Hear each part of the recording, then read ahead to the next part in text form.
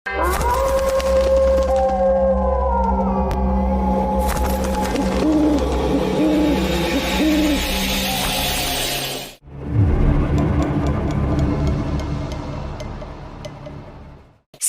causes cancer. Smoking kills.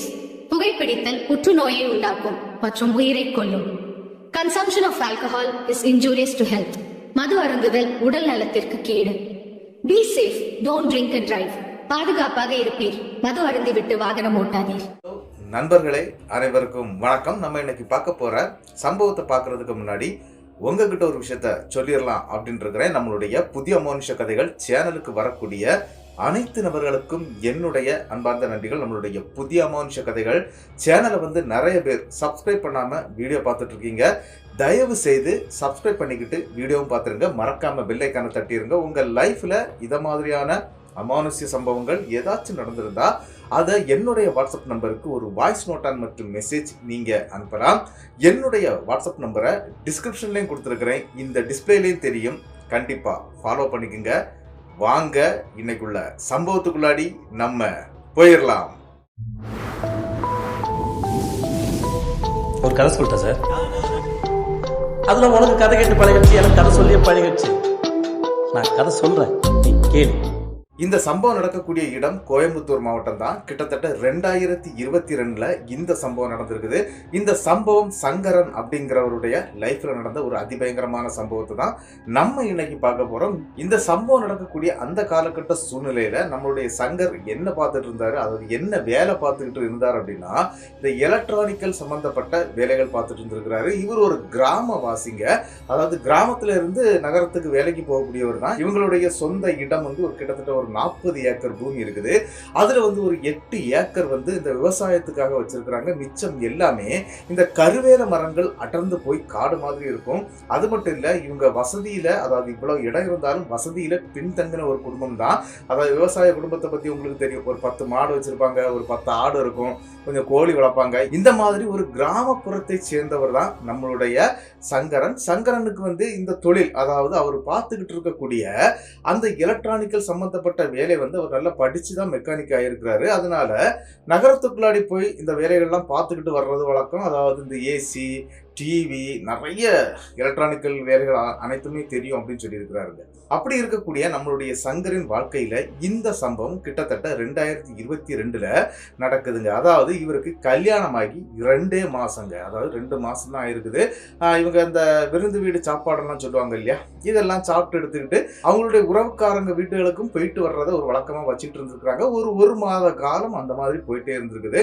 அதன் பிறகு என்ன நடக்குது அப்படின்னு பாத்தீங்கன்னா, இவருடைய வேலை, அன்றாட வேலை இருக்குது இல்லையா, அதை பார்க்க ஆரம்பிச்சிடுறாரு. சரி, மனைவி, நம்மளுடைய லைஃப் நல்லா போயிட்டு இருக்குது அப்படிங்கிற மாதிரி ஒரு எண்ணம். அதனால என்ன அப்படின்னு பாத்தீங்கன்னா, நம்மளுடைய சங்கரின் இன்னொரு விஷயம் என்ன அப்படின்னு பாத்தீங்கன்னா, அதாவது அவங்களுடைய அப்பா, அம்மா, அதன் பிறகு ஒரு தங்கை இருக்கிறாங்க. தங்கை ஆல்ரெடி கல்யாணம் பண்ணி கொடுத்து ஹஸ்பண்ட் ஆல்ரெடி இறந்துட்டாரு. இறந்த பிறகு வாழா வெட்டியா தான் அந்த பொண்ணு வீட்டுல இருக்குது. சரி, அந்த பொண்ணுக்கும் ஒரு கல்யாணத்தை பண்ணணும், அதாவது 2வது கல்யாணம் பண்ணணும் அப்படிங்கிற ஒரு எண்ண ஓட்டத்துல தாங்க நம்மளுடைய சங்கரம் இருந்துட்டு இருந்திருக்கிறாரு. அதே மாதிரி என்ன விஷயம் அப்படின்னு பாத்தீங்கன்னா, அந்த ஊருக்குள்ளாடி ஒரு 22 வயசு மதிக்க மிக்க ஒரு பெண் தற்கொலை பண்ணிக்கிட்டுறாங்க. அதாவது நம்மளுடைய அந்த சங்கரன் தோட்டம் ஒன்று இருக்குங்க, அதான் சொன்னேன் இல்லையா, ஒரு 8 ஏக்கர் இந்த விவசாய லேண்ட் வச்சிருக்கிறாங்க இல்லையா. அங்க ஒரு கிட்டத்தட்ட ஒரு 30 அடி வீதி, ஒரு 60 அடி ஆழத்துக்கு ஒரு பெரிய ஒரு கிணறு வச்சிருக்கிறாங்க. அந்த கிணத்துக்கு அங்க ஊர்ல இருக்கக்கூடிய நிறைய பேர் குளிக்கிறது, வாங்குறது, இந்த மாதிரிலாம் பண்றதெல்லாம் வழக்கம் தாங்க. அந்த தண்ணியை அவங்க எதுக்கு யூஸ் பண்றாங்க அப்படின்னா, அங்க இருக்கக்கூடிய அவங்க விவசாய வேலைகளுக்கு மட்டும் தாங்க யூஸ் பண்ணிட்டு இருக்கிறாங்க. அதன் பிறகு பம்பு செட் அதுன்னு வச்சிருக்கிறாங்க. இந்த மாதிரி தாங்க போயிட்டே ஒரு காலகட்டம்னு கூட சொல்லலாங்க. அங்க அப்படி குளிக்க வரக்கூடிய ஒரு பெண் அந்த கிணத்துக்குள்ளாடி விழுந்து இறந்துட்டாங்களா இல்ல தற்கொலை பண்ணிக்கிட்டாங்களா, இந்த எந்த விஷயமும் தெரியாது. ஆனா கிட்டத்தட்ட 22 வயது மிக்க ஒரு பெண் அவங்க கிணத்துல விழுந்து இறந்து போயிடுறாங்க. அந்த பெண் இவருக்கு ரொம்பவே தெரிஞ்ச பொண்ணு தான். அதாவது அவங்க ஊரை சேர்ந்த பொண்ணு அப்படிங்கிறதுனால அந்த பெண்ணுடைய இறுதி சடங்கு முடியறது வரைக்கும் அங்க நம்மளுடைய சங்கர் இருந்துட்டு தான் இருந்திருக்கிறாரு. சங்கரன் வந்து எப்பவும் சரி ஒரு விஷயம் என்ன அப்படின்னு பாத்தீங்கன்னா, அந்த ஊருக்குள்ளாடி யாரு இறந்தாலும் சரி அந்த இறந்த வீடுகள் வந்து கரெக்டா அட்டன் பண்ணிடுவார். ஏன் அப்படின்னா அவருக்கு அது ஒரு பிடிச்ச விஷயமா இல்ல அது வந்து தெய்வத்துக்கு செய்யக்கூடிய ஒரு நல்ல காரியமா அப்படிங்கிற ஒரு எண்ணம் தான் இல்லைங்க. அவருக்கு அது பிடிக்கும், அதனால போய் கலந்துக்கிடுவாருங்க. அப்படிதாங்க அன்னைக்கு இந்த பெண்ணுடைய இறுதிச் சடங்குன்னு இவர் கலந்துக்கிடுறாரு. சாயந்தரம் வேளையில இவர் என்ன பண்றாரு அப்படின்னா, அந்த இறுதிச் சடங்கெல்லாம் முடிஞ்ச பிறகு அந்த குளிப்பாங்க இல்லையா, அதுக்காக அவருடைய அந்த கிணத்துக்கு தான் போறாரு. அங்க கிணத்துல ஆல்ரெடி இந்த பெண் விழுந்து இறந்ததுனால அங்க இருக்கக்கூடிய ஊர் மக்கள் யாருமே அந்த கிணத்து பக்கம் வரவே இல்லை. இவருடைய சொந்த இடம், சொந்த கிணறு, சொந்த பம்பு செட்டு அப்படிங்கிறதுனால இவர் அந்த பம்பு செட்ல குளிக்க ஆரம்பிக்கிறாருங்க. குளிச்சுட்டு எடுத்துட்டு இவர் வீட்டுக்கு வந்துடுறாரு. அந்த டைம்ல வந்து எந்த பிரச்சனையும் அவருக்கு நடக்கல. அவர் வந்து கொஞ்சம் போல்டான ஆளுன்னு கூட சொல்லலாங்க. என்ன நடக்குது அப்படின்னு பாத்தீங்கன்னா, இவர் அன்றாட அந்த வேலைகளை வந்து பார்க்க ஆரம்பிச்சிடுறாரு. மறுநாள் காலையில இவர் வேலைக்கும் போயிடுறாருங்க. வேலைக்கு போனவர் அன்னைக்கு நைட்டு கொஞ்சம் வர்றதுக்கு லேட் ஆகுதுங்க. சாதாரணமாகவே இவர் வரணும் போகணும்னாலே காலையில் 8 மணி கிளம்பக்கூடியவர் கிட்டத்தட்ட நைட்டு ஒரு 10:30-11 மணிக்கு தாங்க வீட்டுக்கு வந்து சேருவார்.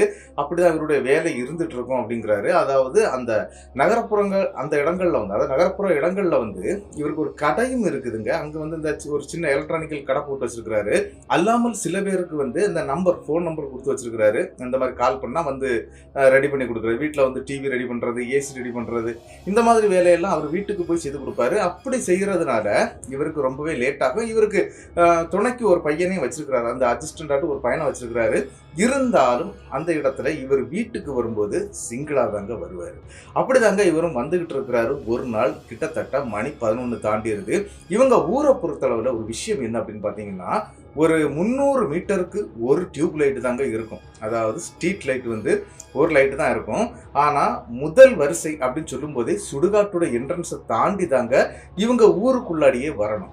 அப்படிப்பட்ட ஒரு இடமாகத்தான் அவங்க ஊர் இருந்துகிட்டு இருக்குது. அவரும் என்ன பண்றாரு அப்படின்னா, டெய்லி போயிட்டு வரக்கூடிய வழிதானே அப்படின்னு சொல்லிக்கிட்டு இவரும் வந்துகிட்டு இருக்கிறாருங்க. அதுவும் ஒரு 11 மணிக்கு மேலேங்க. அப்படி அந்த 11 மணிக்கு மேலே அவர் வரும்போது அந்த சுடுகாட்டுடைய என்ட்ரன்ஸ் இருக்கு பாத்தீங்களா, அதுக்கு பக்கத்துல வந்து ஒரு ஸ்ட்ரீட் லைட் ஒண்ணு இருக்குங்க. அந்த ஸ்ட்ரீட் லைட் வெளிச்சத்துல திடீர்னு அந்த சுடுகாட்டுக்கு உள்ளாடி இருந்து ஒரு கருகருன்னு ஒரு உருவம் மாதிரியான ஒரு ஆளுடைய தோற்றத்துல யாரோ நடந்து வர்றத நம்மளுடைய சங்கரன் பார்க்குறாரு. ஆனா இவர் வண்டியை மெதுவாக தான் ஓட்டிக்கிட்டு போயிட்டு இருக்கிறாரு. ஏன்னா இவர் ரொம்ப வேகமெல்லாம் வண்டி ஓட்ட மாட்டேன் அப்படின்னு சொல்லியிருக்கிறாரு. ஒரு 35-40 கிலோமீட்டர் வேகத்துக்குள்ளாடி தான் அவருடைய வண்டி போகும். இவர் அந்த இடத்துக்குள்ளாடி வரும்போது கொஞ்சம் மெதுவாக தாங்க வருவார். ஏன்னா அந்த ரோடு ரொம்பவே சின்னதாக இருக்கும். எதிர்த்தாப்புல வண்டி வந்துன்னா ஒதுங்க கூட முடியாது, அந்த அளவுக்கு இருக்கும் அவங்க அந்த இடத்துடைய ரோடு, அதாவது அவங்க ஊருக்கு போகக்கூடிய ரோடு. அப்படி அவர் அந்த இடத்துல வந்துகிட்டு இருக்கும்போது இந்த உருவத்தை பார்க்கிறாரு. ஆனா அவருடைய கண்ணுக்கு முதல்ல அது உருவம் மாதிரியே தெரியலைங்க. யாரோ நடந்து வர்றாங்க, சரி நம்ம ஊர்க்காரங்களா தான் இருப்பாங்க அப்படிங்கிற ஒரு எண்ணத்தோட நம்மளுடைய சங்கரன் வண்டியை நிப்பாட்டுறாரு. ஏன்னா வந்தாங்கன்னா வண்டியில வச்சு கூட்டிட்டு போயிடலாம் அப்படிங்கிற ஒரு நல்ல எண்ணத்துல தாங்க வண்டியை நிப்பாட்டுறாரு. ஆனா அந்த நபர் கிட்ட வர அதாவது சுடுகாட்டுக்கு உள்ள இருந்து அந்த நபர் அந்த என்ட்ரன்ஸுக்கு வரும்போது அதுக்கு உடல் அமைப்பு எதுவுமே இல்லைங்க. ஒரு வித்தியாசமான கோணத்துல அது நடந்து வர்றதை பார்க்குறாரு. அப்பவுமே இவருடைய மனசுக்குள்ளாடி ஐயனாரேன்னு சொல்லி ஒரு பயத்தை உண்டாக்குதுங்க. சரி இங்கேருந்து கிளம்பிடுவோம் அப்படின்னு சொல்லிக்கிட்டு அந்த உருவத்தை பார்த்த அந்த செகண்ட்ல இவருடைய பைக்கை அவர் ஸ்டார்டிங்லேயே விட்டுருந்தார் இல்லையா, டக்குன்னு கிளச்சை விட்டு ஆக்சிலேட்டரை கூட்டிடுறாரு. வண்டி அப்படியே ஃப்ரண்ட் சைடை தூக்கிடுதுங்க. அதாவது இவருடைய பைக்குடைய மின்பக்கம் மேலே அப்படியே வீலிங் பண்ணுவாங்க இல்லையா, அந்த மாதிரி தூக்கிடுது. தூக்குனது மட்டும் இல்லாமல் இழுத்துட்டு போய் அங்கே இருக்கக்கூடிய இன்னொரு போஸ்ட், அதாவது 30 அடியில் இன்னொரு போஸ்ட் இருக்குது, அந்த போஸ்ட்ல போய் வண்டி இடிச்சு இவர் அந்த இடத்துல கீழே விழுந்து மயக்கம் அடைஞ்சிடுறாருங்க. கிட்டத்தட்ட ஒரு அரை மணிக்கூர் நேரத்துக்கு பிறகு அந்த வழியா ஆட்டோவில் வந்து 2 நபர்கள் அவங்க ஊரை சேர்ந்தவங்க டக்குன்னு இவரை பார்த்துடுறாங்க. பார்த்துக்கிட்டு இது நம்மளுடைய சங்கரனாச்சு, இவன் ஏன் இப்படி கீழே விழுந்து கிடக்குறாங்க, என்ன நடந்துச்சுன்னு தெரியலையே அப்படிங்கிற கோணத்துல இறங்கி பார்க்கும்போது இவர் மயக்க நிலைமையில இருக்கிறாரு. இவருக்கு தண்ணீர் தெளிக்கப்பட்டு அந்த இடத்துல இருந்து அவரால் முடியலை, ரொம்ப கஷ்டப்படுறாரு. ஏன்னா தலையில ஒரு சின்ன அடிபட்டு ரத்தம் நிறைய போயிருக்குங்க. அதனால சரி இவன் ஹாஸ்பிட்டல் கொண்டு போயிடுவோம் அப்படின்னு சொல்லிக்கிட்டு ஆட்டோவில் 2 நபர் தான் இருந்திருக்கிறாங்க. ஆட்டோ ஓட்டக்கூடிய நபர் ஒன்று, இன்னொரு நண்பர் ஒரு ஆள் இருந்திருக்கிறாரு. அவர் என்ன பண்றாரு, அதாவது ஆட்டோக்காரர் என்ன பண்றாருன்னா, இந்த பைக்கை எடுத்துக்கிட்டு நீ அவங்க வீட்டுல போய் விஷயத்த சொல்லிடு, நான் இவனை கூட்டிக்கிட்டு ஹாஸ்பிட்டல் போயிடுறேன், இந்த ஹாஸ்பிட்டலுக்கு போறேன் அப்படிங்கிறத மட்டும் கரெக்டா சொல்லிட்டு அவர் ஹாஸ்பிட்டலுக்கு வண்டியை விட்டுறாரு. ஆனா என்ன அப்படின்னா இந்த 2வது நபரான அந்த நபர் அந்த பைக்கை எடுத்து ஸ்டார்ட் பண்ணிக்கிட்டு வேகமா இவங்க வீட்டுக்கு தகவல் கொடுக்குறாங்க.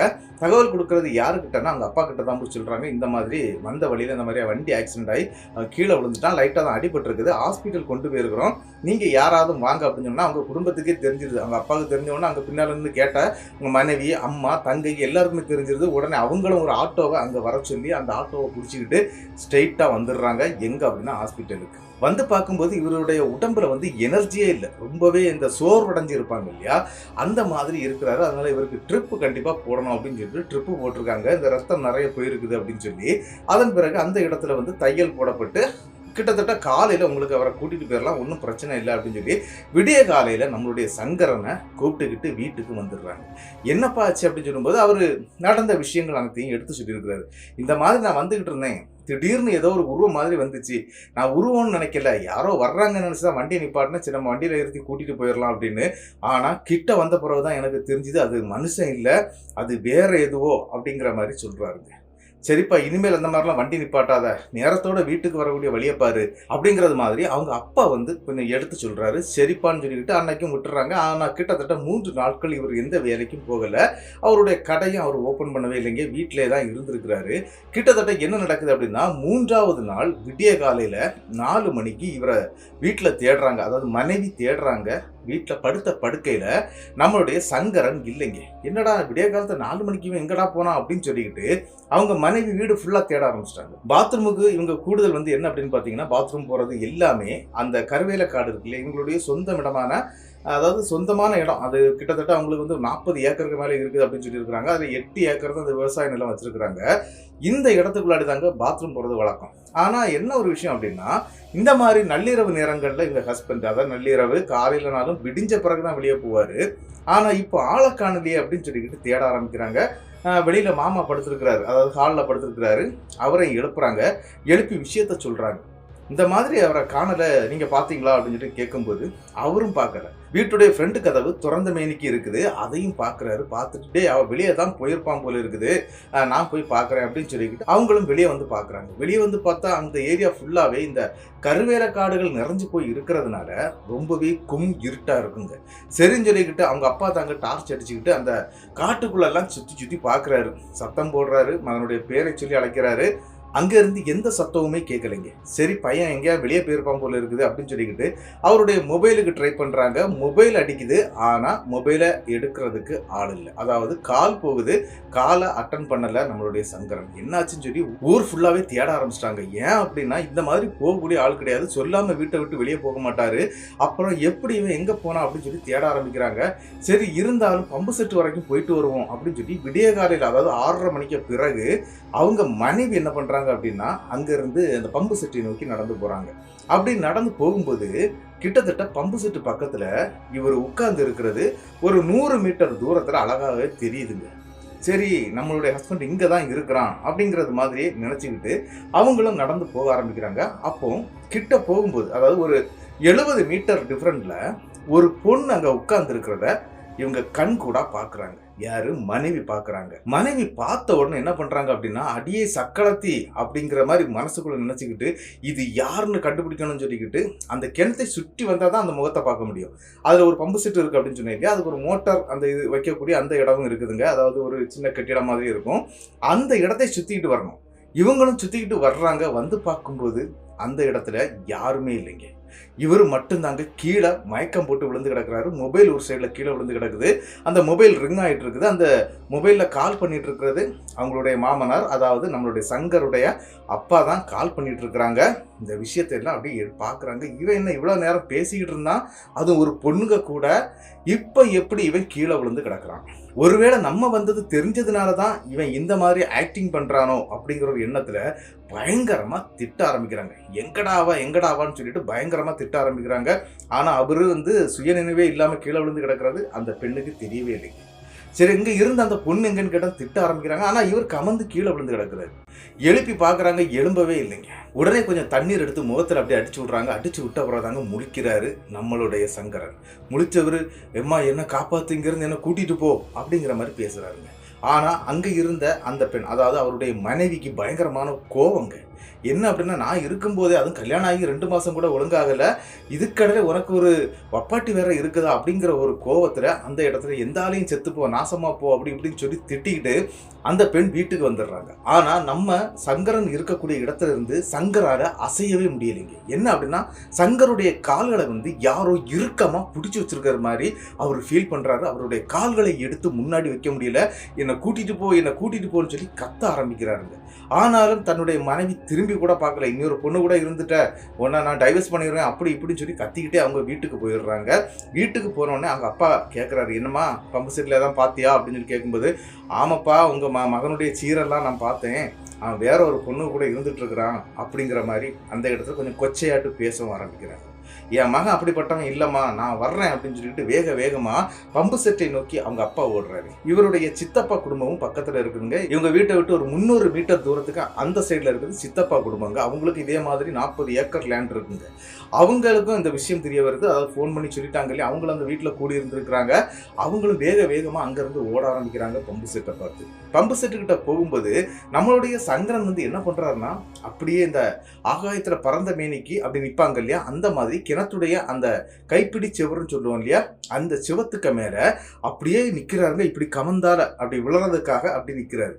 ஆனா இதை பார்த்து அவங்க அப்பா சரட்டுன்னு போய் பின்னால இருந்து சரட்டுன்னு இழுத்து கீழே போட்டுடுறாருங்க. கீழே போட்டுட்டு ஒரு அட்டி கொடுத்துட்றாருங்க. செவள வாக்குல பொலியர்னு விழுந்துருது.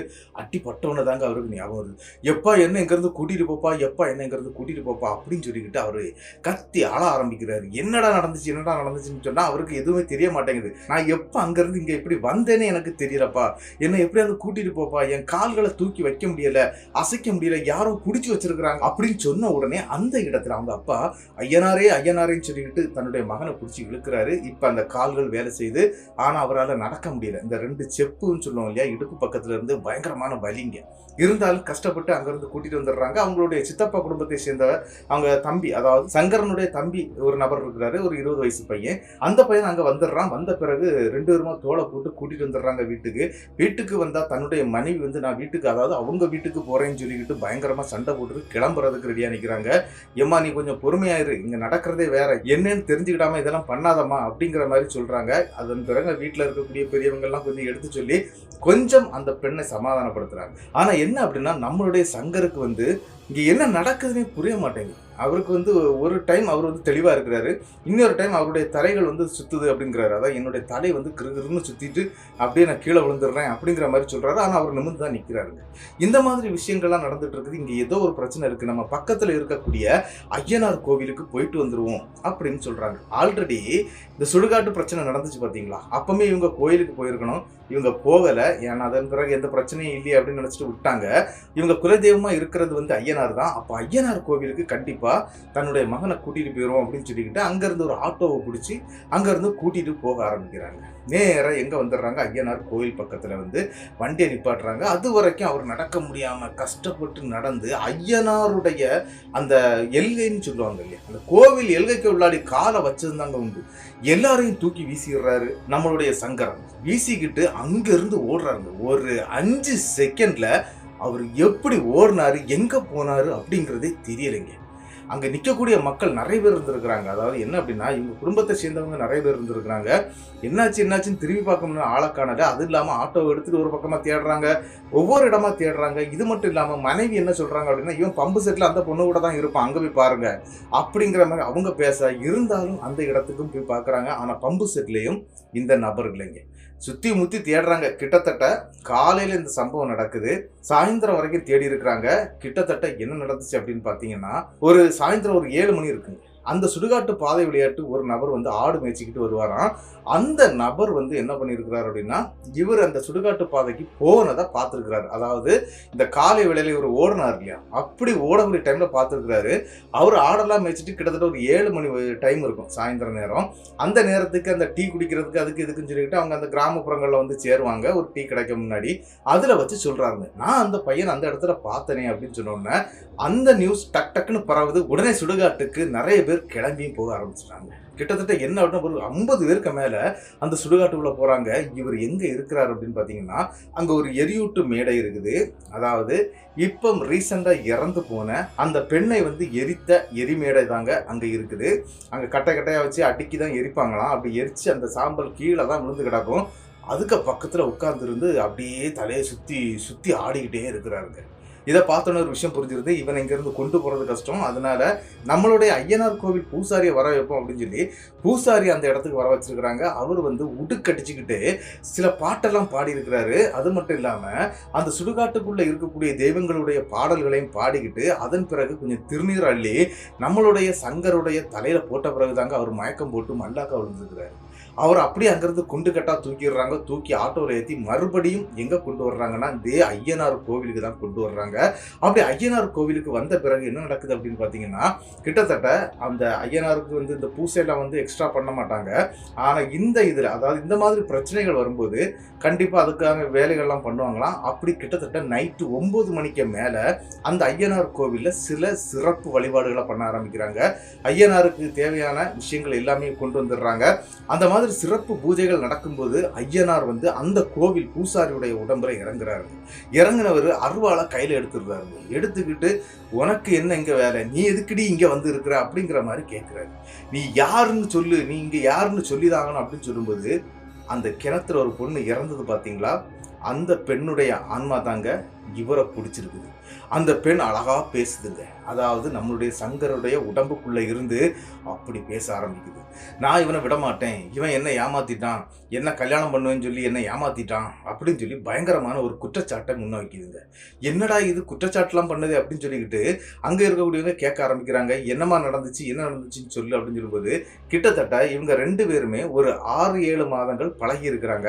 ஆனால் ஒரு விஷயம் என்ன அப்படின்னு பார்த்தீங்கன்னா, அந்த பெண்ணுடைய உடல்ல வந்து அவர் டச்சே பண்ணது கிடையாது. யாரு? நம்மளுடைய சங்கரு. எதனால அப்படின்னா அவருக்கு இந்த மாதிரி விஷயங்கள் பிடிக்காதுங்க. காதல் இதெல்லாம் அவருக்கு பிடிக்காது. அவரை பொறுத்தளவில் எப்படி அப்படின்னு பார்த்தீங்கன்னா, தன்னுடைய அப்பா அம்மா எப்படி வாழ்ந்தாங்க, தன்னுடைய குடும்பம் எப்படி வாழ்ந்தது, இதை எல்லாத்தையும் மனசில் அவர் ஒரு இதாட்டு வச்சிருக்கிறாரு. அதனால அந்த பொண்ணை வந்து ஒரு தங்கையை தாங்க பார்த்துருக்கிறாரு. அது மட்டும் இல்லாமல் இன்னொரு விஷயம் என்ன அப்படின்னா, நம்மளுடைய சங்கர் வந்து அந்த கிணத்துக்கு குளிக்க போகும்போது பம்பு செட்டில் தான் குளிப்பார். கிணத்துக்குள்ளே இறங்கி குளிக்க மாட்டார். அவருக்கு நீச்சல் சுத்தமாக தெரியாதுங்க. அதனால அவர் வந்து கிணத்துக்குள்ளே இறங்கவே மாட்டார். ஆனால் இந்த பெண் வந்துட்டாங்க அப்படின்னா, அதாவது இந்த இறந்து போன பெண் அந்த இடத்துக்கு வருவாங்களாம். கரெக்டாக இவர் எப்போ குளிக்க போகிறாரோ அந்த காலை வேளையில் அந்த பொண்ணு வந்துடும். அந்த இடத்துல இவங்க 2 பேரும் மட்டும்தாங்க குளிக்கிறதும் வாங்குறது எல்லாமே. அதனால அந்த பெண் வந்து குளிக்கும்போது அந்த கிணத்துக்குள்ளாடி குதிச்சு தாங்க அந்த பொண்ணு வந்து குளிக்கவே ஆரம்பிக்கும். அப்படிப்பட்ட அந்த பெண் வந்து என்ன சொல்றாங்க அப்படின்னா, இவன் என்ன நம்ப வச்சு கழுத்தறுத்துட்டான்னு சொல்லி பேசிட்டு இருக்குது. அந்த இடத்துல ஐயனார் கேட்கிறாரு, உனக்கு வாக்குறுதி கொடுத்தானா, உன்னை நான் கல்யாணம் பண்ணுவேன்னு சொல்லி உன்னுடைய உடல் அவன் தொட்டானா அப்படின்னு சொல்லி கேட்கிறாரு. ஆனா அந்த இடத்துல அந்த ஆன்மா என்ன சொல்லிச்சு அப்படின்னா, அவன் என் உடம்புல ஒரு விரல் கூட, அதாவது ஒரு விரல் கூட பட்டது கிடையாது. அது மட்டும் இல்லாமல் என்னை ஒரு தங்கச்சியை பார்க்குற மாதிரி தான் பார்த்து பேசுவான். ஆனால் எனக்கு அவன் மேலே ஆசை இருந்தது. சரி காலப்போக்கில் எல்லாம் சரியாயிடும் அப்படின்னு நினச்சி தான் நான் அவனு கூட அந்த அளவுக்கு பழக்கத்தை ஏற்படுத்தினேன். அதாவது கிட்டத்தட்ட 7 மாதங்கள் வந்து நான் அவனை உயிருக்கு உயிராக லவ் பண்ணேன். ஆனால் திடீர்னு ஒரு நாள் கல்யாணம் அப்படிங்கிற மாதிரி வந்துருச்சு. அப்படி கல்யாணம் ஆகிடுச்சு. இருந்தாலும் அந்த கல்யாணத்துக்கு பிறகு தன்னுடைய காதலை வந்து நம்மளுடைய சங்கர்கிட்ட வெளிப்படுத்தி இருக்குங்க அந்த பொண்ணு. ஆனால் சங்கர் என்ன சொல்லிட்டார் அப்படின்னா, இல்லைம்மா எனக்கு இதெல்லாம் இஷ்டப்படாது, எனக்கு இது பிடிக்கவும் செய்யாது, நான் இந்த மாதிரி ஆளும் கிடையாது, உங்ககிட்ட ஏதாவது நான் தப்பான ஒரு பார்வை பார்த்துருப்பேன்னா நான் எப்படிப்பட்டவன்னு உனக்கு தெரியாதா அப்படின்னு சொல்லி நல்ல விதமாக தாங்க பேசியிருக்கிறாரு. அந்த ஒரு விஷயந்தான் எனக்கு அவர்கிட்ட பிடிச்சது. அதனால இவரை எப்படியாவது கல்யாணம் பண்ணணும்னு ஆசைப்பட்டேன். ஆனால் எனக்கே துரோகம் பண்ணிட்டாரு, இவரை சும்மா விட மாட்டேன் அப்படி இப்படின்னு சொல்லிக்கிட்டு அந்த பெண்ணுடைய ஆன்மா பயங்கரமாக கொதிக்குதுங்க.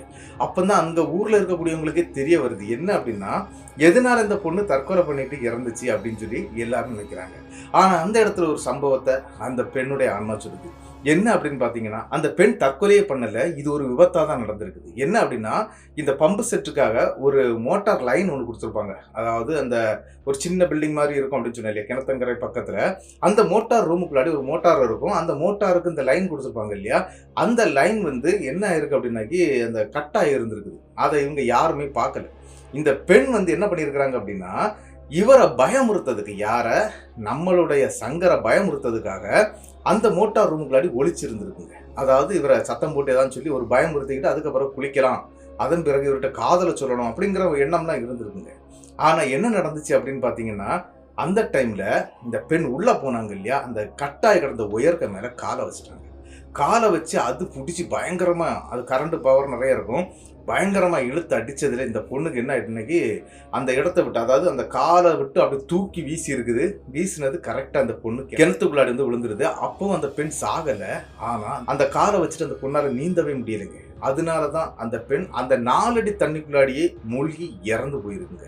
இந்த விஷயம்லாம் அந்த இடத்துல அந்த பெண்ணுடைய ஆன்மா சொல்லுது. தன்னுடைய இறப்பு இப்படிதான் நடந்துச்சு அப்படிங்கிற விஷயத்த வந்து ஐயனார் கிட்ட சொல்லுது. சரி, இதுக்கு இப்ப நீ ஏன் இந்த மாதிரி பண்ற அப்படின்னு சொல்லும்போது, இல்ல நான் இறக்காம இருந்திருந்தா கூட அவனை பார்த்துக்கிட்டே நான் சந்தோஷமா இருந்திருப்பேன். ஆனா நான் இறந்ததுனால எனக்கு என்ன செய்யணும்னு தெரியல. இவன் வசமா மாட்டினான். அதுதான் என்ன அப்படின்னு பாத்தீங்கன்னா, அந்த சுடுகாட்டு என்ட்ரன்ஸ்ல வந்து இவர் வரும்போது அந்த பெண்ணுடைய ஆன்மா தாங்க வந்திருக்குது. அதாவது கரெக்டா இத்தனை மணிக்கு நைட்டு இந்த நேரத்துல இந்த இடத்துல தான் இந்த பையன் வருவான், அதாவது நம்மளுடைய சங்கர் வருவான் அப்படிங்கிற விஷயத்த அந்த ஆன்மாவுக்கு தெரிஞ்சிருக்கு. கரெக்டா அந்த டைமுக்கு வெளியே வர அந்த இடத்துல அவர் வண்டியை நிப்பாட்ட அப்படிதான் இந்த பிரச்சனையா இருக்குது. அதன் பிறகு இவருடைய உடம்புக்குள்ளாடியும் அது அழகா உள்ள புகுந்து போயிருதுங்க. அப்படி புகுந்த பிறகுதான் இவ்வளவு பிரச்சனையும் பண்ணிட்டு இருக்குது அப்படிங்கிற விஷயம் எல்லாமே ஐயனாருக்கு முன்னாடி தாங்க அந்த பெண்ணுடைய ஆன்மா எடுத்து சொல்லிடுதுங்க. சரின்னு சொல்லிக்கிட்டு இவரும் என்ன பண்றாங்க அப்படின்னாக்கி, அதாவது நம்மளுடைய ஐயனார் என்ன பண்றாரு அப்படின்னா, அதுக்கான பூஜை புனஸ்காரங்கள்லாம் பண்ண ஆரம்பிச்சு அந்த பெண்ணுடைய ஆன்மாவை அங்க இருந்து விலக்கி விட்டுறாருங்க. விலக்கி விட்ட பிறகுதாங்க நம்மளுடைய சங்கரனுடைய உண்மையான குணம் எல்லாருக்குமே தெரிய வந்தது. இல்லை அப்படின்னா கண்டிப்பா சங்கருடைய உண்மையான குணம் என்ன அப்படிங்கிறது தெரியாமலே போயிருக்கும். ஒருவேளை அந்த பெண்ணுடைய ஆன்மா வந்து பொய் சொல்லி இருந்துச்சு அப்படின்னு வச்சுக்கலாம். அதாவது என்ன அப்படின்னா, இந்த மாதிரி அவன் என்ன கற்பழிச்சிட்டான், இந்த மாதிரி என் கூட இருந்துட்டான் அப்படிங்கிற மாதிரி சொல்லியிருந்து அப்படின்னா ஐயனாரே கண்டுபிடிச்சு தொலிய உரிச்சிருவாரு. ஆனா இன்னொரு விஷயம் என்ன அப்படின்னா, அந்த பெண் பேயா இருந்தாலும் உண்மையை சொல்லிக்கிட்டு அந்த இடத்துல போனதுனால நம்மளுடைய சங்கருக்கு வேற பிரச்சனைகள் எதுவும் வரலைங்க. இப்படிதான் அவருடைய லைஃப்ல இந்த முதல் சம்பவம் நடந்து முடியுதுங்க. கிட்டத்தட்ட இந்த சம்பவத்துக்கு பிறகு அவருக்கு இன்னியும் ஒரு சம்பவம் நடந்திருக்குது. அதே 2022 லாஸ்ட்ல. அது என்ன அப்படின்னு பார்த்துடலாம். என்ன அப்படின்னு பார்த்தீங்கன்னா, கிட்டத்தட்ட இந்த 2022 லாஸ்ட் அந்த டைம்ல வந்து கிறிஸ்மஸ், அந்த டைம் அதாவது டிசம்பர் மாதம் கிறிஸ்மஸுக்கு முந்தின நாள் நைட்டுங்க. இவர் என்ன பண்ணியிருக்கிறார் அப்படின்னா, ஒரு வீட்டில் வந்து டிவி வந்து ரிப்பேர் ஆகிடுச்சு, அதை வந்து ரெடி பண்ணி கொடுங்க அப்படின்னு சொல்லி கால் பண்ணி சொல்லியிருக்கிறாங்க. நம்மளுடைய சங்கரம் என்ன பண்ணியிருக்கிறார் அப்படின்னா, சரி நம்ம பக்கத்து ஊர் தான், அதாவது கிட்டத்தட்ட ஒரு 7 கிலோமீட்டர் தூரத்தில் இருக்கக்கூடிய ஒரு ஊர் தான், அது ஊருக்கு பக்கத்தில் தான் இருக்குது, நமக்கு போய் அதை ரெடி பண்ணி கொடுத்துடலாம் அப்படின்னு சொல்லிக்கிட்டு கிட்டத்தட்ட சாயந்தரம் வேளை ஒரு 7:30 மணிக்கு மேலே கிளம்பி போகிறாருங்க. அவருடைய அந்த அசிஸ்டன்ட் பையனோட தான் அவருக்கு போயிருக்கிறாரு. அப்படி அங்கே போன இடத்துல என்ன நடக்குது அப்படின்னு பார்த்தீங்கன்னா, டிவியுடைய வேலைகள்லாம் பார்க்குறாங்க. இந்த ஆண்டனா ஏதோ சரியில்லாமல் இருந்திருக்குது, அதை எல்லாம் ரெடி பண்ணுறாங்க. எல்லாம் ரெடி பண்ணிக்கிட்டு அந்த வீட்டில் ஒரே ஒரு வயசான அம்மா மட்டும்தான் இருந்திருக்கிறாங்க. நாளைக்கு கிறிஸ்மஸ், இன்னைக்கு நைட்டே என்னுடைய பேரன் பேத்தி, அதன் பிறகு என்னுடைய மகன் எல்லாரும் வந்துருவாங்க. அந்த குழந்தைங்க வந்தாங்க அப்படின்னாக்கி அவங்களுக்கு இந்த போகோ சேனல் பார்க்கணும் இல்லையா, அதுக்காக டிவியை ரெடி பண்ணி கொடுங்க அப்படிங்கிறதுக்காகத்தான் டிவியை ரெடி பண்ணதுக்கு போயிருக்கிறாங்க. அதுவும் கிட்டத்தட்ட 2-3 மாதங்களாட்டு கூப்பிட்டு அன்னைக்கு தான் அவங்களுக்கு அதுக்கு டைமே கிடச்சிருக்குது. அதனால இவங்களும் போய் அதை ரெடி பண்ணுறாங்க.